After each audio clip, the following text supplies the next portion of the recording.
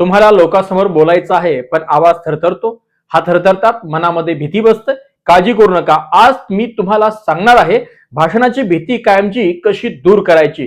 भीती का वाटते मित्रांनो? सर्वात आधी हे समजून घ्या, भीती म्हणजे शत्रू नाही, ती फक्त एक नैसर्गिक भावना आहे. आपल्या मेंदूला वाटतं की लोक माझ्याबद्दल काय विचार करतील आणि तिथूनच ही भीतीची सुरुवात होते. पण खरी गोष्ट काय आहे माहित आहे का? लोक तुम्हाला जज करत नाहीत, ते तुमचं बोलणं समजून घ्यायला आलेले असतात. हे एकदा समजलं की 50% भीती आपोआपच तुमची भाषणाची कायमची दूर होते. भीती कमी करण्यासाठी 3 खात्रीशीर उपाय मी तुम्हाला या ठिकाणी सांगणार आहे. उपाय क्रमांक 1, श्वासावरती नियंत्रण ठेवा. आपण जे श्वास घेतो त्यावरती नियंत्रण ठेवण्याचा प्रयत्न करा. भाषण सुरू करण्याआधी 3 खोल श्वास घ्या. हे मेंदूला शांत करतात आणि आत्मविश्वास वाढवतात. उपाय क्रमांक 2, तयारी आणि सराव करा. ज्या व्यक्ती भाषणाची तयारी करतो, सराव करतो, तो भाषण करत असताना घाबरत नाहीये. भीती ही अनिश्चिततेतून येते.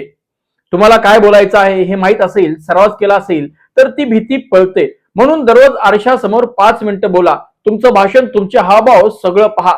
उपाय क्रमांक 3, छोट्या मंचावरून सुरुवात करा. एकदाच खूप मोठ्या मंचावर जाऊ नका, त्यात तुमचा आत्मविश्वास कमी होईल. त्यामुळे छोट्या छोट्या मंचापासून सुरुवात करा.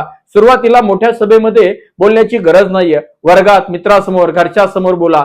छोट्या छोट्या मंचावरती स्वतःचा आत्मविश्वास वाढवा आणि मग मोठ्या मंचावरती बोलवा. लक्षात ठेवा, लोक तुमच्याकडे बघत आहेत असं विचार करू नका. उलट असा विचार करा, लोक माझं ऐकत आहेत. आणि हेच तुमच्या विचाराचं ट्रान्सफॉर्मेशन आहे.